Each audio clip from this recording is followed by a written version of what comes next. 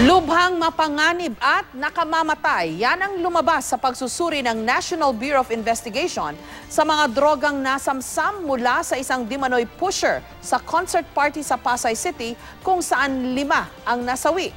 May mga inihalo raw kasing kemikal sa droga na hindi angkop sa tao o hayop. May report si Oscar Oida. Not fit for human consumption.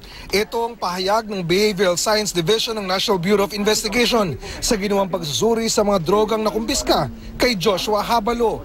Isa si Habalo sa mga nagbenta di umano ng droga sa concert party sa Pasay City kung saan 5 ang namatay. Some pushers are peddling laboratory chemicals which can kill. They tweaked, let's go to layman's terms, they tweaked the chemical structure of MDMA, so you get the same effect. However, this is a cheaper version. Mapanganib at nakamamatay raw ang mga drogang hinaluan ng laboratory chemicals. Isa rito ang synthetic catenones o bath salts. It affects the way we think, the way we feel, and the way we behave. So normally what do we see? Increased heart rates, increased blood pressure, we see muscle spasms. Pero ang mas nakakabahala, nakitaan ito ng MDMA methylene homolog na ang talagang gamit makapagtukoy ng mga drogang gaya ng shabu at ecstasy.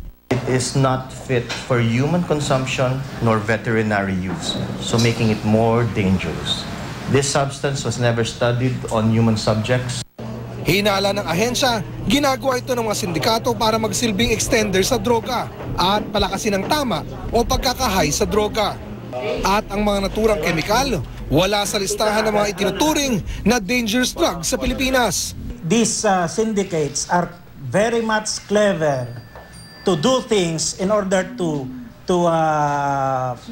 circumvent the law. That's the very purpose. Para pag nahuli mo at ito ang content, hindi sila mapoprosecute later on. Isa pang dumalo sa concert ang eksklusibong nakausap ng GMA News. Ikinuwento ni Mike ang kanyang karanasan nang makita mismo ang mga tila high sa mahigit 8 oras na konsyerto. Yung ibang friends namin meron. So nung nagpunta kami doon, so naghahanap sa kanya, wala siya. Since may extra, binigay sa kanya. Doktor si Mike at aminadong dating gumagamit ng droga. Ang mga nakitang inhaler sa venue, bagamat walang droga, bahagi raw ng paggamit sa tinaguriang party drugs. Inhalers kasi siya yung magsistimulate para lalo kang mag-peak. Kasi ang effect niya, like Kuwait said, hallucination, euphoria. So ang effect niya para kang nakalutang eh. Sapat naman daw ang seguridad sa venue. Lahat kinapkapan. Pero dahil mukhang ordinaryong gamot lang ang mga party drug, hindi na raw ito mahirap na ipuslit. May mga pulis pa nga raw siyang katabi. Yun nga lang, tila hindi nila alam na nakadroga na pala ang mga kabataang nasa harap nila.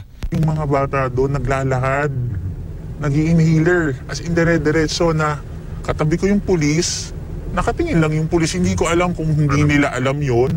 Kilala umunong talamak ang pagkalat ng party drugs sa mga electronic dance music party. Ngunit ang mas nakakabahala, tila pabata raw ng pabata ang mga gumagamit nito. Nagulat na lang ako ngayon kasi marami ng bata, as in college students, na sila yung talagang sobrang out.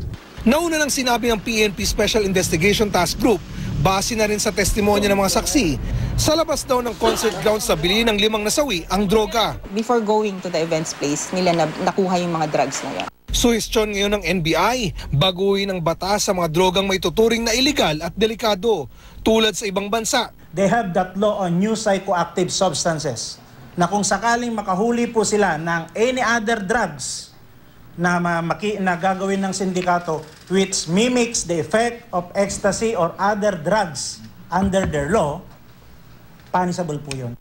Nagtungo na sa NBI ang pamunuan ng close-up, pero tumanggi muna silang magbigay ng komento. We cannot conclude yet what happened during that event. So basically, we will determine in cooperation with the NBI. Oscar Oida, GMA News.